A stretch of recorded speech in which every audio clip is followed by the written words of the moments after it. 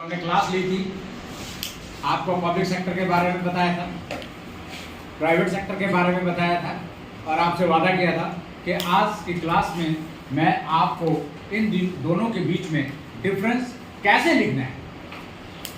एक बात है कि डिफरेंस हम जानते हैं, लेकिन उसको कैसे लिखना है ये भी एक तरीका होता है। अगर आपने उस तरीके से डिफरेंसेस को लिखा है तो आपके मार्क्स नहीं कटेंगे, लेकिन अगर आप सिर्फ पैराग्राफ में किसी चीज को लिख देते हो तो वो डिफरेंस लिखने का तरीका नहीं। तो आइए हम देखते हैं कि किस तरह से हम डिफरेंस को लिखेंगे। पहला पॉइंट आ जाता है आपका बेस, यानी किस आधार पर आप कर रहे हैं डिफरेंस। ठीक है,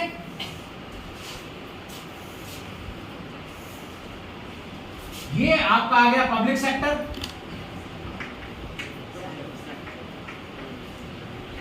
ये आपका आ गया प्राइवेट सेक्टर,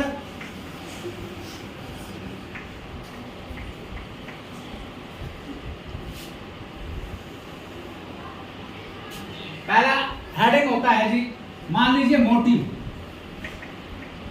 मोटिव जिसका हम मीनिंग में ऑब्जेक्टिव भी होता है, जिसका कि मीनिंग ऑब्जेक्टिव भी होता है।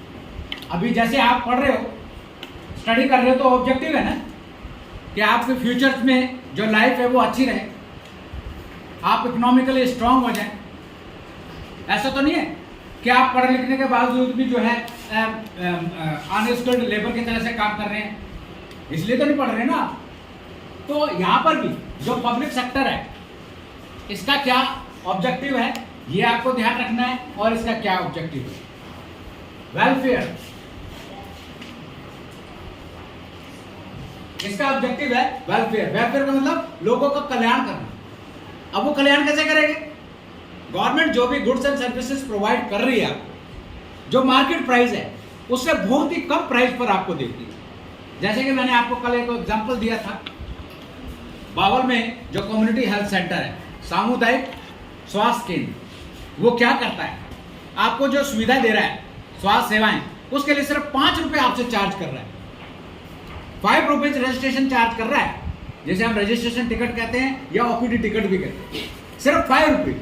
और उसके बदले में आपको कंसल्टेंसी भी दे रहे हैं, डॉक्टर कंसल्टेंसी भी दे रहे हैं, और आपको मेडिसिन भी दी जा रही है वहीं से। और वही चीज अगर आप प्राइवेट सेक्टर में लेने जाएंगे, वही उसी तरह की अगर सुविधा, उसी तरह की सर्विसेज अगर आप प्राइवेट सेक्टर में लेने जाएंगे, प्राइवेट हॉस्पिटल में जाएंगे, तो पहले ही आपको 300 रुपीज की पेमेंट करनी पड़ेगी ओपीडी चार्ज। ओपीडी के रजिस्ट्रेशन चार्ज आपको 300 रुपीज पे करने पड़ेंगे। ठीक है, तो इसका मतलब वो 300 ले रहे हैं, तो उनका जो मोटिव है वो प्रॉफिट अर्न करना है। प्रॉफिट अर्न करना है, यहां पर प्रॉफिट अर्न करना नहीं है। समझ में आ रहा है? पहला ऑब्जेक्टिव समझ में आ गया। दूसरा आ जाता है ओनरशिप। अब ये ओनरशिप क्या होती है? मालिक, उसका मालिक कौन है? ठीक है, जितने भी पब्लिक सेक्टर की यूनिट है, चाहे वो गुड्स प्रोड्यूस कर रही है, चाहे वो सर्विसेज प्रोड्यूस कर रही है, उसकी जो ऑनर है वो गवर्नमेंट है। समझ में आ गया ना ये पॉइंट? अब यहां पर इंडिविजुअल और कंपनी। इंडिविजुअल का मतलब जैसे केरला पब्लिक स्कूल है, एक आदमी का है ना, तो वो इंडिविजुअल हो गया। अब आपने देखेंगे बावल इंडस्ट्रियल एरिया के अंदर जो कंपनीज है, असाई है, नैरोलैक है, वो कंपनीज हैं, तो वो प्राइवेट में आ जाते हैं। तो प्राइवेट सेक्टर में वो चीजें हैं, यानी उनके जो एसेट्स हैं, एसेट जानते हो, संपत्ति, उसका मालिक कौन है। अभी आप देखेंगे नैरोलैक अगर कंपनी है, या और भी कंपनीज हैं, छोटी छोटी कंपनी देखेंगे, अगर मान लीजिए सपोज, मैं ये नहीं चाहूंगा, मान लीजिए किसी पब्लिक स्कूल है, उसका अगर मालिक मर जाता है तो उसकी ओनरशिप किसको आ जाएगी? उसके लड़के को आ जाएगी। समझे? और यहां पर क्या होता है, गवर्नमेंट की ओनरशिप रहती है, और गवर्नमेंट कभी नहीं मरेगी। समझ रहे हो?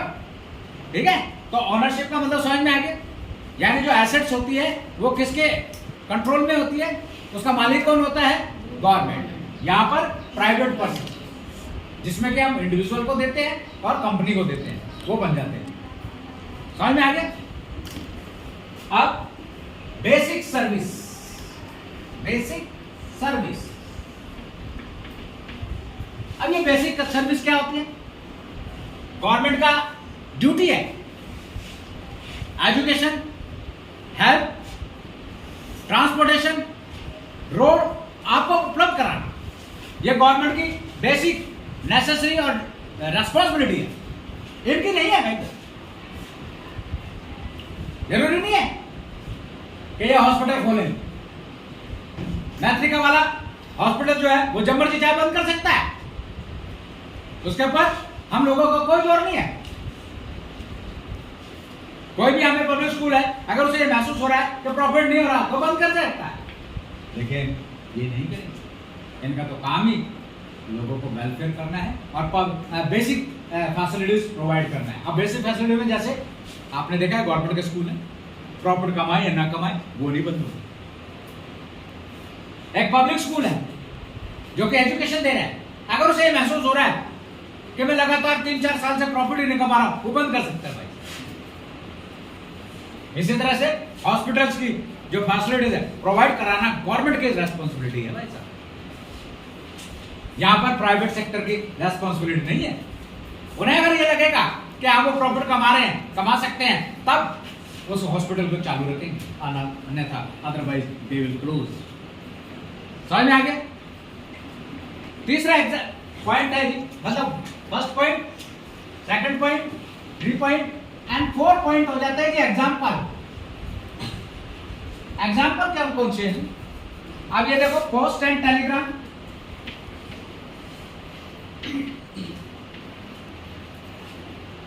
रेलवे, इसी तरह का और भी है। तो ये गवर्नमेंट के डिपार्टमेंट मैंने आपको बता दी।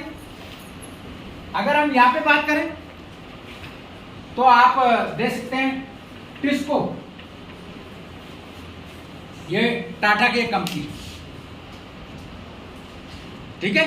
Reliance, Reliance industry limited, Samsung, ये सारी प्राइवेट कंपनीज हैं। और किसी की किराना की दुकान है, आपने देखा होगा बिट्टू प्रोविजन स्टोर, वो भी यहां पर आप एग्जांपल दे सकते हैं। समझ में आ रहा है?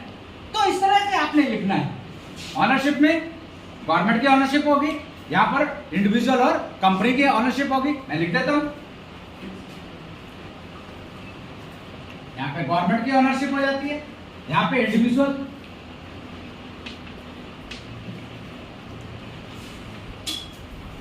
और कंपनीज।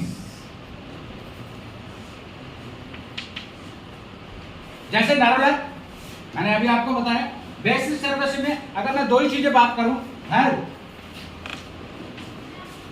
एंड एजुकेशन,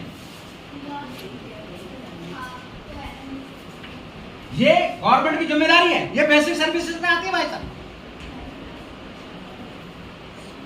ये बेसिक फैसिलिटीज गवर्नमेंट को प्रोवाइड करनी जरूरी है। कोई भी गवर्नमेंट अगर ये बेसिक सर्विसेज प्रोवाइड करने में फेल हो जाती है तो नेक्स्ट जो इलेक्शन होंगे उसमें कोई भी वोटर्स उस पार्टी को वोट नहीं देगा और उस पार्टी की गवर्नमेंट खत्म हो जाएगी।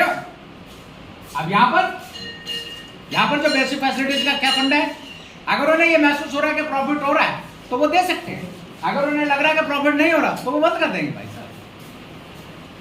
ठीक है। तो आपने देखा होगा प्राइवेट हॉस्पिटल्स भी होते हैं, प्राइवेट स्कूल्स भी होते हैं, ये सारे आपके ये भी बेसिक प्रोवाइड करा सकते हैं, बट ये कंपलसरी नहीं है भाई साहब कि ये कराएं।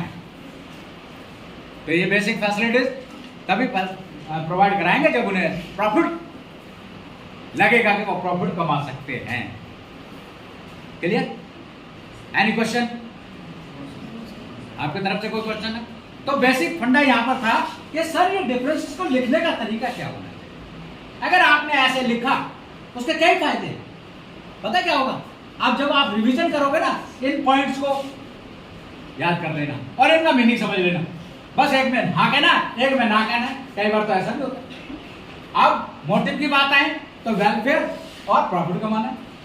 ऑनरशिप की बात करें तो ये गवर्नमेंट की है, ये इंडिविजुअल और कंपनीज की ऑनरशिप होगी, ठीक है। फिर बेसिक फैसिलिटीज में हेल्थ और एजुकेशन ये प्रोवाइड करेगी, ये नहीं करेगी, चाहे इन पर कंपलसरी नहीं है भाई साहब, बस ये बात। फिर ये एग्जांपल दे दिए, postal and telegraph on railway, और भी FCI, food corporation of India, ऐसे कई और डिपार्टमेंट, बीएसएनएल, एमटीएनएल, ये सारे पब्लिक सेक्टर के ही। और यहाँ पर मैंने अभी बताया नैरोलैब की है, कांच बनाने वाली फैक्ट्री असाई है यहाँ। तो ये सारे जो है आपके प्राइवेट सेक्टर की कंपनी के एग्जांपल्स हैं, ठीक है। Today and for the class, okay.